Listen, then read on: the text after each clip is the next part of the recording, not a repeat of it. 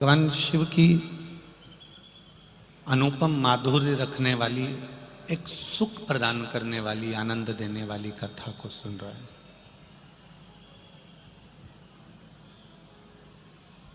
छोटा सा मनुष्य का देह है, मानव का शरीर है,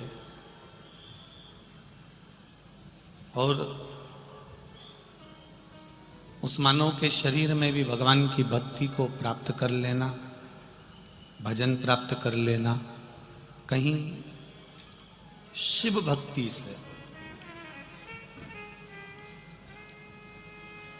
जनमानस के कल्याण की भावना से कुछ ना कुछ अपने जीवन में पुण्य का फल एकत्रित कर ले।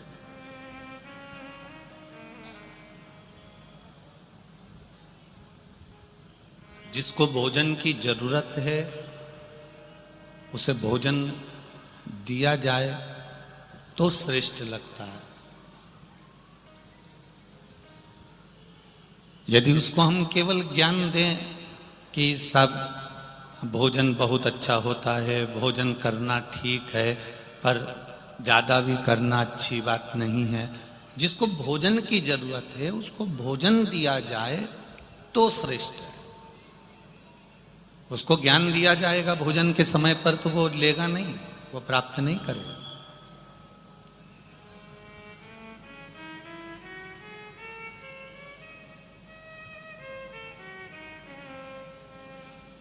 भोजन के समय पर भोजन मिले, ज्ञान के समय पर ज्ञान मिले, सम्मान के समय पर सम्मान मिले, जल के समय पर जल मिले, और जीवन में जब कहीं जैसे भूख लगती है तो भोजन की जरूरत पड़ती है, प्यास लगती है तो पानी की जरूरत पड़ती है, और जब व्यक्ति के जीवन में उलझन उत्पन्न होती है तब शिव महापुराण की जरूरत पड़ती है।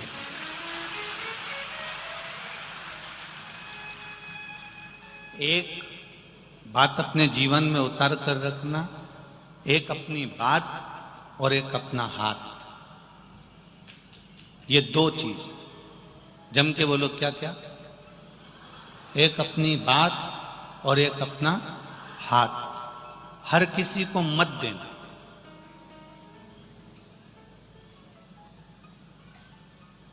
तुम्हें दुख हुआ और तुमने जाकर पड़ोसन से अपनी बात कह दी तो पड़ोसन कौन सा अच्छा काम कर लेगी? तुम्हारे को कुछ 1-2 तोला सोना दे देगी क्या? अरे बोलो तो जम के, नहीं देगी ना। अब तुमने जाकर अगर अपनी सास की बुराई भी कर दी, अपने पति की बुराई कर दी, अपने परिवार की बुराई कर दी, तो कोई इसको सुधारने वाला नहीं है, और उल्टा हंसेंगे, शब्द कहेंगे। तू तो रोज शंकर जी के मंदिर जाती है, तू तो खूब शिव जी की कथा सुनती है, उसके बाद भी तेरे ऊपर दुख है। तो शिव महापुराण की कथा कह रही है, दुख तुम पर आया है, तकलीफ तुम पर आई है, कष्ट तुम पर आया है। जैसे भूख तुम्हें लगी है तो भोजन भी तुम्हें ही करना है, प्यास तुम्हें लगी है तो पानी भी तुमको पीना है, छींक तुमको आ रही है तो छींकना भी तुमको है। तुम पड़ोसन से कह दो कि मेरे बत्तल का तू छींक ले, तो वो छींकेगी? या तुम्हें खांसी चल रही हो तो तुम पड़ोसन का पति से क्यों खांसो खांसो, और तुम चुप हो जाओ तो वो खांस लेगा क्या? नहीं।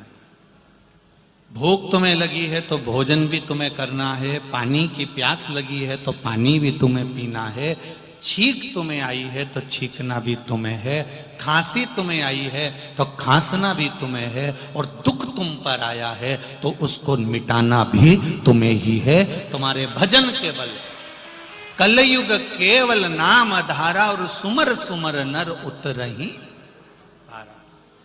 भजन के बल पर दो चीजें किसी को मत दो, एक बोलो जम के बोलो, बात, और दूसरा हाथ।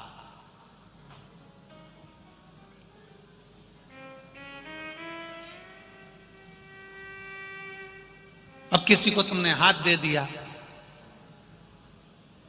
देखना जरा मेरे भाग्य में क्या लिखा है। अब जो लिखकर भेज दिया, जो उसने रचा वो यहां लिखा, और लिखकर अगर भेज दिया तो कोई उसको बदल सकता है क्या? जम के तो बोलो नहीं। उससे कह तुम बदल के बताओ, तो वो फिर अंदर से चक्कू लाएगा, फिर इधर से रेखा काट के इधर से चक्कू से खींच देगा, या इधर से काटेगा इधर से खींच देगा। नहीं हो सकता। भाग्य उसने लिखा है, तो भाग्य बनाने वाले ने अगर भाग्य बनाया है और उसमें अगर दुख लिख दिया है, तो उसको दुख को मिटाने वाला कोई दूसरा नहीं होगा। आपका कर्म आपको भोगना है। इसलिए भजन के बल को बढ़ाना और अपनी मेहनत को बढ़ाना, अपने कर्म को बढ़ाना, अपनी व्यापार व्यवसाय कर्म जो कर रहे हो उस कर्म को बढ़ाना। जितनी मेहनत रोज करते थे उससे दुगनी मेहनत चालू कर दो और भगवान पर विश्वास चालू कर दो, तो अपने आप तुम्हारे भाग्य की रेखा बदलना प्रारंभ हो जाएगी। अपने आप बदल।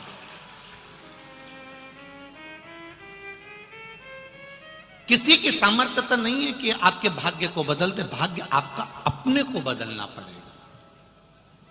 भगवान कृष्ण गीता जी में कहते हैं, भगवान शंकर माता पार्वती जी से कहते हैं, भगवान राम लक्ष्मण जी से कहते हैं, लंका अधिपति रावण मंदोदरी से कहते हैं, और भगवान कृष्ण अपनी संपूर्ण रानियों से कहते हैं कि कर्म की प्रधानता है। आप जितनी मेहनत करेंगे, आप जितना कर्म करेंगे, उस कर्म के अनुसार परमात्मा पर विश्वास रखकर आप अगर कुछ कर्म में आगे बढ़े हो तो उसमें फल जरूर मिलेगा। ये निश्चित हो जाता है, वो प्राप्त जरूर हो।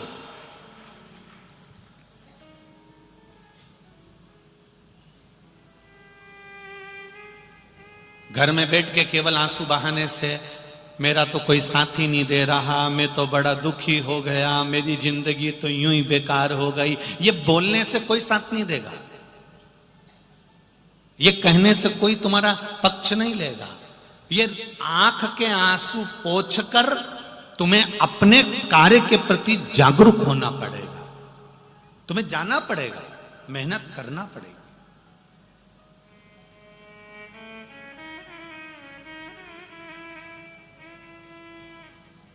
ऐसा कोई व्यक्ति नहीं जिसको भगवान ने यूं ही साधारणता में जन्म दे दिया। आपको पहले भी कथा में कहा था, अपने कमरे में माताएं सब अच्छी चीज रखती हैं, वो बेकार अटाला अपने घर में, अपने कमरे में, अटाला अपने कमरे में नहीं रखती है। उसी तरह परमात्मा भी अपनी पृथ्वी पर अटाला नहीं रखते हैं। परमात्मा भी छाट छाट कर अच्छों को अपने साथ में रखते हैं।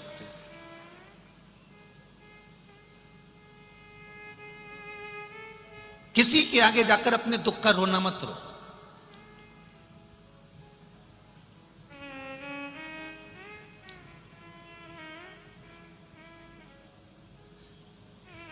इस व्यासपीठ से आज तक आप लोगों से यह नहीं कहा गया होगा कि आप अपना दुख बताओ और आप दुख बताओ और हम आपका कोई समाधान कर दें। बोला कभी ऐसा कि आप माइक पकड़ो और अपना दुख बताओ कि मैं इस चीज से दुखी हूं और गुरुजी कोई उपाय बता दो? तो अगर आपको माइक पकड़ा कर कहें कि आप अपना दुख बताओ और हम उसका उपाय बताएं, तो हमारा भी तो जीवन में ये मनुष्य का शरीर है, हम पर भी कोई दुख होगा। फिर हम किसके पास जाकर कहें कि हमारा कोई उपाय बता दो? दुनिया में अपने कर्म को स्वयं काटना पड़ेगा। रामदास जी का हरण क्यों हुआ? मां जानकी को वन वन क्यों रहना पड़ा? भगवान कृष्ण को अपना गांव छोड़कर दूसरे गांव क्यों जाना पड़ा? दूसरा गांव जाने के बाद भी छोड़कर द्वारका क्यों जाना पड़ा? जब वो परमात्मा थे तो फिर क्यों गए? उनको भी तो अपने कर्म का भोग भोगना ही पड़ा। हम पहले भी कथा में कहते हैं, भगवान से नहीं डरना, मत डरो। वेद और पुराण से नहीं डरना, मत डरो। धर्म और शास्त्रों से नहीं डरना, मत डरो। संत साधु से नहीं डरना, मत डरो। माता पिता से नहीं डरना, मत डरो। घर के बुजुर्गों से नहीं डरना, मत डरो। पर इतना याद रखना, अपने कर्म से जरूर डरना, क्योंकि कर्म का भोग तो परमात्मा को भी भोगना पड़ता है। राम जी ने छुप कर मारा था उस बाली को, कृष्ण अवतार में उस बाली ने छुप कर मारा था भगवान कृष्ण के चरण में। सीता जी ने एक चिड़िया कैद में रखी, माता जानकी को कैद में रहना पड़ा। ये कर्म का भोग है जो मनुष्य को भोगना ही है। अपने कर्म को स्वयं काटना। आप अगर पड़ोसी के यहां जाकर कह भी दोगे, आप किसी से जाकर बोल भी दोगे कि मुझे ये दुख है, आप किसी से जाकर कह दोगे कि मुझे ये तकलीफ है, तो क्या वो तकलीफ मिटा देगा? अरे बोलो तो जम के, नहीं मिटाएगा। कहीं कहीं का तुम्हारे पास में आकर कह दे मेरे पास में ऐसी भभूति है, ऐसी बेल है, ऐसा सामान है कि मैं तेरा दुख मिटा दूंगा, मैं तेरी तकलीफ मिटा दूंगा, तो चक्कर में मत आओ। ये दुख तकलीफ स्वयं को मिटाना पड़ेगी। और स्वयं कैसे मिटाओगे? कर्म को कर कर, मेहनत को कर कर, और भगवान शंकर की भक्ति पर विश्वास रखकर जब तुम आगे बढ़ोगे तो अपने आप कर्म के करते करते आपका दुख मिटता चले जाएगा। स्वयं को मिटाना। किसी को कह भी दोगे ना कि मुझे दुख है, वो आपका दुख नहीं मिटाएगा। चलो एक प्रैक्टिकल करके देख लो। अपनी पड़ोसन से जाकर कहना, जिसको तुम अपनी सारी बात बताती हो, जिस रिश्तेदार को तुम अपनी सारी बात बताते हो, उस रिश्तेदार से एक बार 1-2 महीने बाद जाकर कहना मुझे 10 लाख रुपए की जरूरत है, तू दे दे।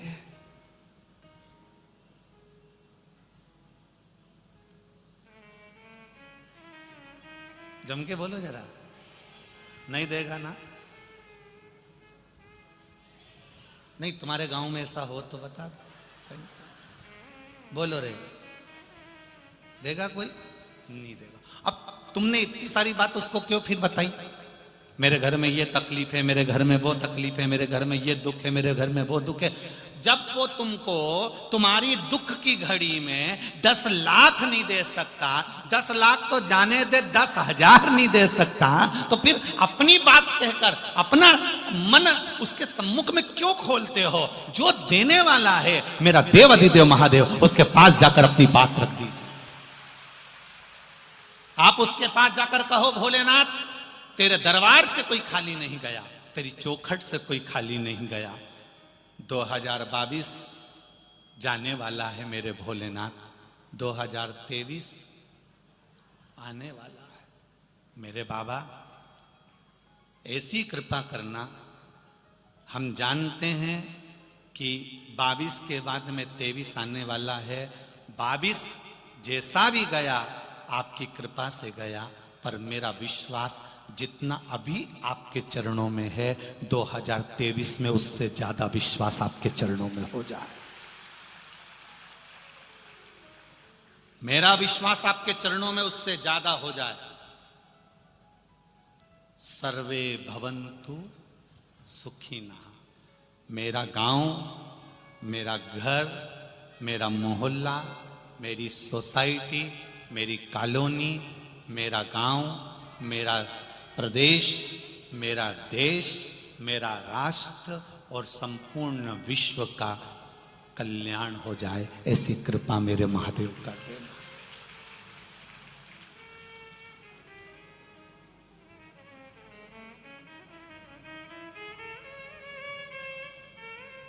नया वर्ष, नूतन वर्ष 2023, वैसे तो हम लोग तो सनातनी भाव में संवत को मानते हैं, पर आज के नवयुवक बच्चे लोगों को इसी से एक बदलाव लगता है, इसलिए कहना चाहेंगे नए वर्ष की शुरुआत किसी होटल में नहीं, किसी नशे से नहीं, नए वर्ष की शुरुआत मेरे महादेव के चरणों से करिएगा। मेरे महादेव के चरणों से करिएगा। 31 के दिन भी 1 लोटा जल, और जब अगला दिन आ जाए तो भी 1 लोटा जल। और बाबा से कहना 22 से 23 में तू लेकर आया है, मुझे उम्मीद है जिंदगी के हर पहलू में मुझे आगे तू लेकर जाएगा। अपने विश्वास को दृढ़ करें, अपने भरोसे को दृढ़ करें। हर किसी के सामने अपनी बात को नहीं कहना।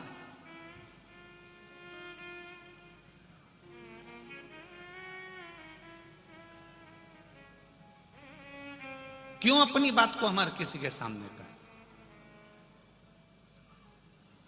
पहले नंबर पर बात और दूसरे नंबर पर हाथ। ये हाथ भी हर किसी को मत दे देना। मेरी बेटियों से सबसे ज्यादा निवेदन है, सबसे ज्यादा निवेदन है मेरी बेटियों से, इस हाथ को एड़े तेड़े नत्थु खेरे के हाथ में मत दे देना। ये तुम्हारे जीवन का जो पिता बेटी का कन्यादान करता है, उस पिता की पूंजी है बेटी का हस्त कमल। जरा सा बॉडी शॉडी बना ली, जरा सी गाड़ी घोड़ा ले आया, 2-4 बार तुमको चाउमीन खिलाने ले गया और तुमने अपना हाथ उसके हाथ में दे दिया। बहुत सोचिए,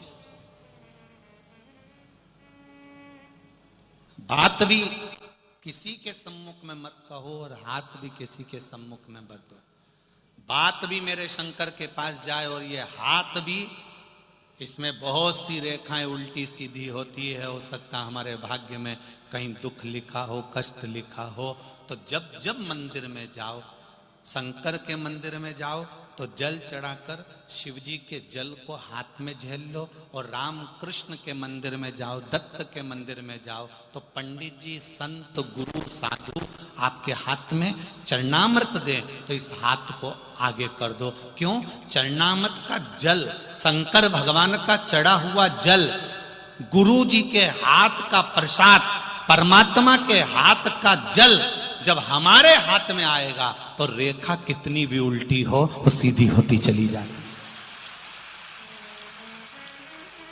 तुम मंदिर में जाओ, तुम्हारे यहां भी बहुत सारे मंदिर है। लक्ष्मी नारायण का मंदिर होगा, वेंकटेश भगवान का मंदिर होगा, दत्त मंदिर होगा, राम जी का मंदिर होगा, कृष्ण भगवान का मंदिर होगा, गुरु जी का मंदिर होगा, शंकर जी का मंदिर होगा। उस मंदिर में जाना, पंडित जी आसन लगा के बैठ जाते हैं, बोलो सही है कि गलत है? और वो एक पंच पात्र से तुमको देते कि नहीं देते चरणों तक? अरे बोलो तो जम के देते हैं। पंडित जी ने कभी तुमसे यह किया, मुंडा फाड़ो, और पंडित जी ने कहा लो मैं तुम्हारे मुंह में डाल देता हूं? बोला कभी ऐसा? नहीं। उन्होंने एक बात जरूर की, हाथ आगे करो। बोला कि नहीं बोला? हाथ आगे करो। पंडित जी क्यों बोल रहे हैं कि हाथ आगे करो?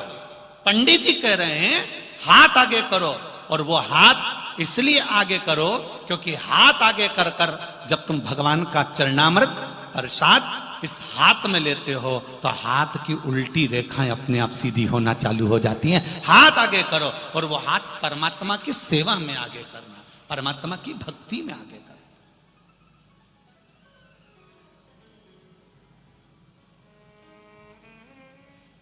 चरण और आचरण दोनों में अंतर है। चरण तुम्हें मंदिर तक लेकर चले जाएंगे, और आचरण भोलेनाथ तक लेकर चले जाएंगे। अंतर है दोनों।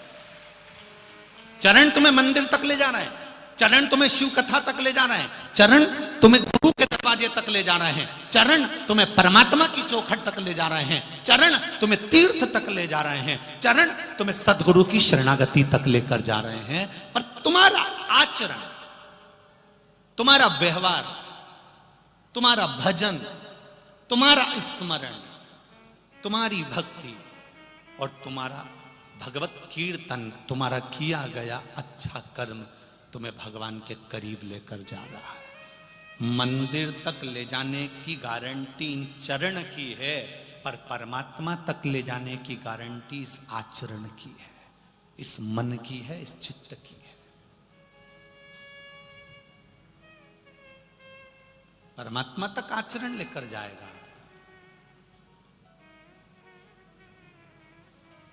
हम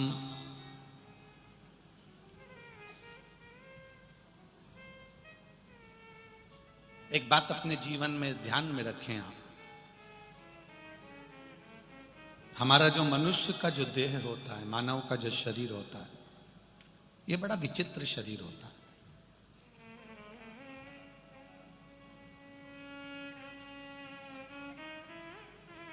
बड़ा विचित्र शरीर। कई लोग कहते हैं बिस्तर अच्छा नहीं है ना, इसलिए नींद नहीं आ रही।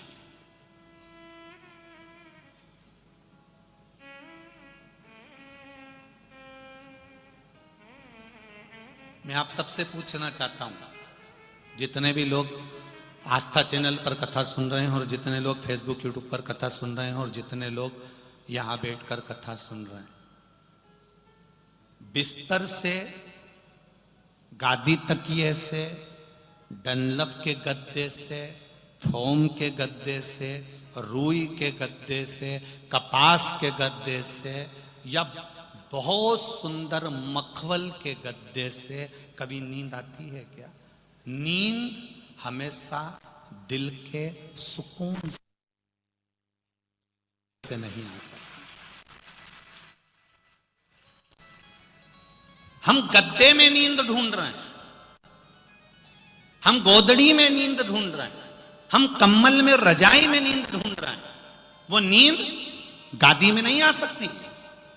कोई डनलप का गद्दा, इतने सारे लोग बैठे हैं, इसमें से किसी किसी के घर में तो इतना मोटा भी गद्दा होगा, इतना जोरदार होगा, एसी भी लगा होगा, डनलप का गद्दा भी होगा, सोफा भी होगा, सब कुछ होगा, उसके घर में सारा सुख होगा। पर पूछो, रात को 12-12 बजे तक नींद नहीं आती, करवट बदलते रहो, नींद ही नहीं आ रही है। फिर पत्नी पति से कह रही मुझे नींद नहीं आ रही, ना जान। पति बोले, कभी कभी पति बोल देता है मुझे नींद नहीं आ रही, एसी बढ़ाया, एसी डाउन करा, पानी पी लो, पानी पिया, गोली खाई तो भी नहीं आई, रात के 3 बजे फिर उठ के बैठ गया। आखिर नींद क्यों नहीं आ रही? क्योंकि हमने गद्दा तो बड़ा ले लिया, हमने गद्दा तो मोटा बना लिया, हमने एसी भी लगवा लिया, पर इस दिल को महादेव से नहीं जोड़ पाए, इसलिए वो नींद चली गई। सुकून मिलता है सच्चा सुख केवल भगवान तुम्हारे, बोलो बोलो जम के बोलो, चरणों में सुकून मिलता है, सुकून। तुम यहां देखो, रात को कोई आए हो तो यहां पर कभी दर्शन करना, रात के लोग जो रुकते हैं उनको, कम्बल पे सो रहे हैं, कारपेट पे सो रहे हैं, गद्दे पे सो रहे हैं, रात भर भजन चलता है, 11-12-1 बजे तक लोग नाचते रहते, कूदते रहते, भजन करते रहते, और सवेरे फिर कितने घंटे की नींद लेते होंगे इस कथा में? कितने घंटे की? ये बैठने वालों से पूछना कभी। 2 घंटा चैन की नींद सो गए तो सो गए होंगे, नहीं तो भगवान की भक्ति में ऐसे डूबे रहते, ऐसे डूबे रहते, उनका भजन चलता रहता, भजन। सवेरे उठे, तैयार हुए, फिर बैठ गए, शाम हुई, फिर अपने काम में लग गए और भजन करने में लग गए। और वो नींद जो 2 घंटे की लेते हैं, वो इतनी सुकून की नींद लेते हैं कि उनको ये मालूम ही नहीं पड़ता कि डनलप के गद्दे पे सो रहे हैं कि गोदड़ी पर सो रहे हैं। सुकून उनको ये मालूम है, बैठा है।